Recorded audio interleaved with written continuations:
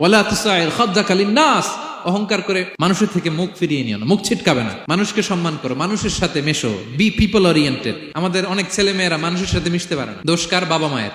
শেখায় না। একটা সময় আমাদের মনে আছে, ছোটবেলায় মেহমান আসলে আমরা এত খুশি হইতাম, মেহমানের কাছে যাইতাম, সূরা শোনাইতাম, কবিতা শোনাতাম, এটা খেলতাম, ওইটা করতাম, যাওয়ার সময় আমাদেরকে টাকা দিয়ে যেত, হায় রে খুশি।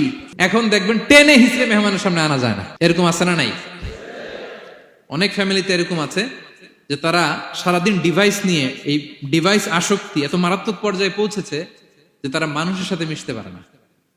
এই পাবলিক ওরিয়েন্টেশনটা অনেকের নাই, পিপল ওরিয়েন্টেশন নাই। অনেক ছোট বাচ্চা, মেহমান আসছে, তুমি একটু আসো, সালাম দাও, বসো, আসতে চায় না, বসতে চায় না, কারণ ওরা শিখানো হয় না। সারাদিন দিয়ে রাখছে কি হাতে? মোবাইল। এই জন্য ছোটবেলা থেকে আমরা যেন সামাজিক বানাই, বাচ্চাকে যেন শেখাই, বাবা মুরব্বীকে দেখলে সালাম দিতে হবে। কি করতে হবে? ওরা শিখাবেন। অনেক সময় ছোট বাচ্চারা না বুঝে দারোয়ানের সাথে খারাপ আচরণ করে, ঘরের কাজের বুয়ার সাথে খারাপ আচরণ করে, ড্রাইভারকে বকা দেয়, আছে না নাই? ভদ্রতা, ডিসেন্ট ম্যানার আপনি শিখান নাই তো, শিখবে কোত্থেকে?